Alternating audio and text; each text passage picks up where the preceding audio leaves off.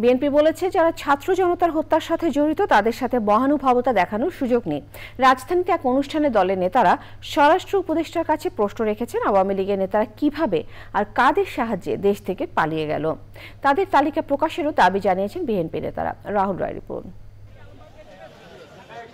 Dengue প্রতিরোধে সচেতনতা বৃদ্ধিতে রাজধানীর এলিফ্যান্ট রোডে লিফলেট বিতরণের পরদিন গুলশানে লিফলেট বিতরণ করেছেন বিএনপির সিনিয়র যুগ্ম মহাসচিব রুহুল কবির রিজভী।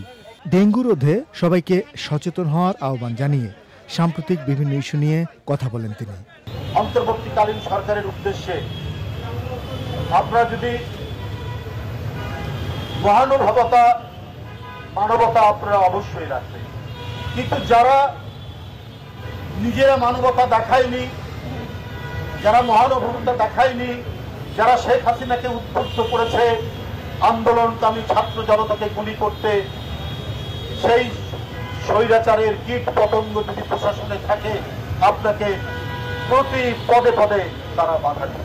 জাতীয় প্রেস ক্লাবে বিগত সরকারের সময় সচিব সহ প্রশাসনের সর্বস্তরের ক্যাডারদের বহিষ্কারের দাবিতে বিক্ষোভ সমাবেশে বিএনপি নেতারা বলেছেন, আওয়ামী লীগের নেতারা কিভাবে দেশ ছেড়ে পালালেন তাও জানা জরুরি।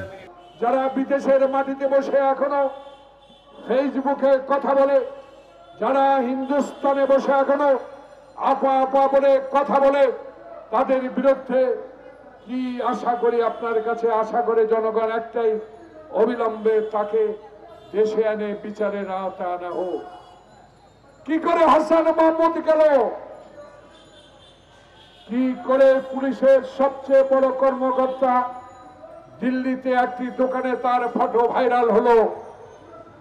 আমি আজকে বন্ধুরা স্বরাষ্ট্র উপদেষ্টাকে এই সভা থেকে বলতে চাই, শ্বেতপত্র প্রকাশ করে কোন পথ দিয়ে কার মাধ্যমে কার ইঙ্গিতেরা দেশ ত্যাগ করেছে তার শ্বেতপত্র প্রকাশ করতে হবে আপনাকে।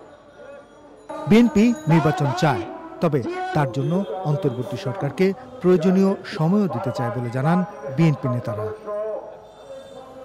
রাহুল রায়, চ্যানেল আই, ঢাকা।